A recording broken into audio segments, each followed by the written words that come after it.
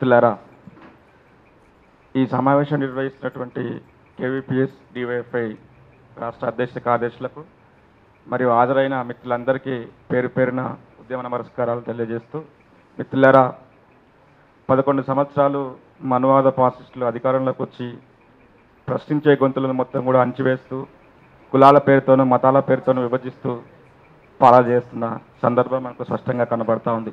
ఈరోజు విద్యను మొత్తం కూడా నూతన విద్యా విధానం పేరుతోని కాషాయీకరణ చేస్తూ ప్రశ్నించే గొంతులను మొత్తం కూడా అణచివేస్తూ ఈ దేశం మూలవాసులైనటువంటి ఆదివాసులను అణచివేస్తున్నటువంటి ఆపరేషన్ కగార్ పేరుతోని ఇప్పటికే చెప్తూ నేను పలానా లోపు అంతం చేస్తానని చెప్తూ ఒకవైపు ఎన్కౌంటర్లు చేస్తున్న పరిస్థితి ఒకవైపు కనబడతా ఉంది.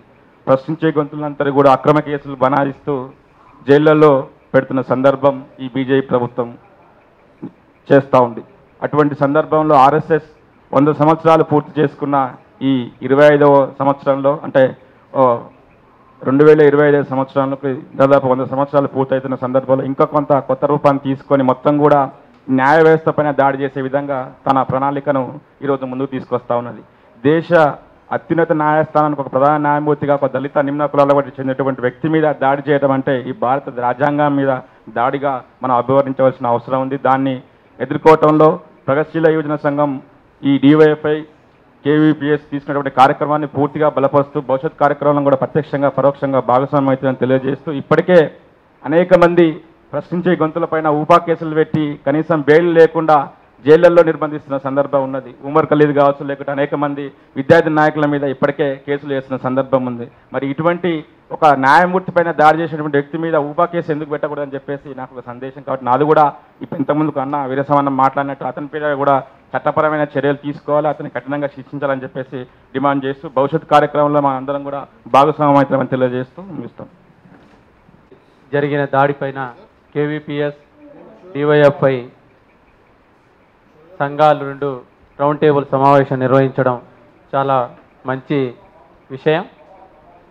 దేశవ్యాపితంగా దేశం యావత్తు దిగ్భ్రాంతికి గురి చేసే అంశం ఇది గవాయి మీద వ్యక్తిగతంగా దాడి కాదు, భారత రాజ్యాంగం మీద 140 కోట్ల మంది ప్రజలపై దాడి జరిగినట్లుగా భావించాలని అనేక మంది సామాజికవేత్తలు, ప్రజాస్వామ్యవాదులు, లౌకికవాదులు దేశం యావత్తు స్పందించారు.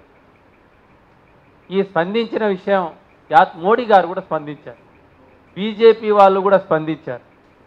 స్పందించకపోతే ఇది వేరే రకంగా వెళ్తుందనే పేరుతో స్పందించారు తప్ప నిజంగా వాళ్ళు అధికారంలో లేనప్పుడు ఇటువంటి దాడి జరిగింటే అది వేరే రూపంగా ఉండేది. కానీ ఈరోజు దేశంలో జరుగుతున్నటువంటి పరిణామాలు చాలా ఆవేదనకు గురి చేస్తున్నాయనంటే అనేక మంది మాజీ జడ్జీలు, మేధావులు అనేక మంది ఆందోళన వ్యక్తం చేస్తూ ఉన్నారు. ఈ దేశం ఎట్టుపోతుంది, తిరిగి ఈ భారతదేశం మధ్య ప్రాచుర్యంలోకి వెళ్తుందా అని ఆందోళన వ్యక్తం చేస్తూ ఉన్నారు. ఈ సనాతనం అనే పేరుతో ఏం జరుగుతుంది? సనాతనం అంటే నిజంగా సనాతనం ఈ దేశంలో కావాలి అని కోరుకునే వాళ్ళు నిజంగా సనాతన ధర్మవాదులు అయితే వాళ్ళ పిల్లలు, వాళ్ళ ఆచారాలు, వాళ్ళ కుటుంబంలో వ్యవహరిస్తున్న అన్ని పద్ధతులు సనాతన పద్ధతుల్లో అనుసరిస్తున్నారని నేను అడుగుతా ఉన్నా.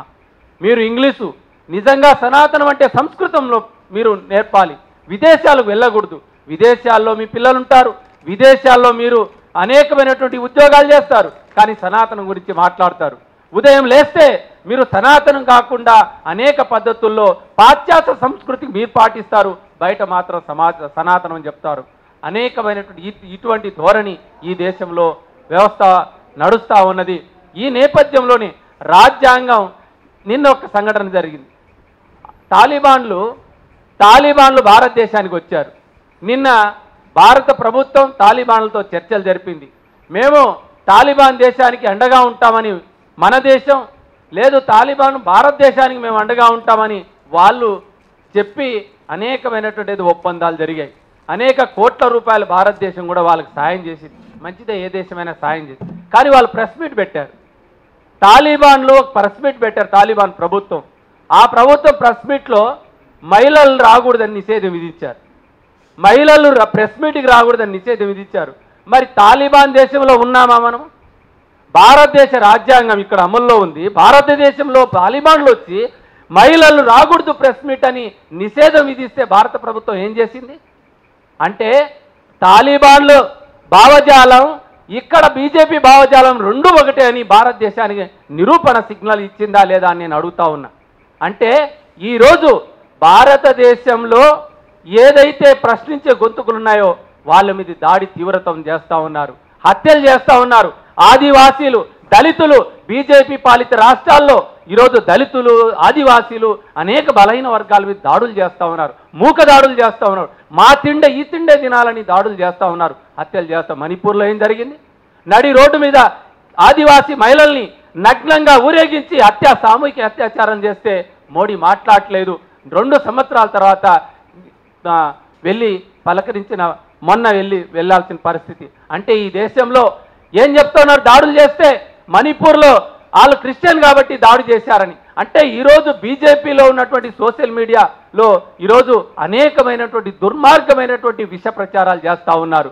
చెడ్డీ గ్యాంగ్ ఈరోజు సోషల్ మీడియాలో వాట్సాప్ యూనివర్సిటీ బత్తాయిలు అనే పేరుతో ఈరోజు అనేకమైనటువంటి దుర్మార్గమైన నడుస్తూ ఉన్నది. అందుకోసం అనేకమైనటువంటి సంఘాలు హాజరయ్యారు. ఇది భావజాల యుద్ధం, ఇది వ్యక్తి మీద దాడులు కాదు, భావజాల యుద్ధం. ఈ యుద్ధంలో ఈరోజు మనం సాయశక్తుల ఈ భావజాలాన్ని ఓడించే పద్ధతులు ఈ దేశం రాజ్యాంగం బతకాలి, ఈ దేశంలో ప్రజాస్వామ్యం బతకాలి, ఈ దేశంలో లౌకికవాదం బతకాలి అనే పేరుతో కోరుకునే అన్ని సంఘాలు, ప్రజా సంఘాలు అందరూ కలిసి ఐక్య పోరాటాలకు సిద్ధమైతే తప్ప ఈ భావజాలాన్ని ఓడించలేం.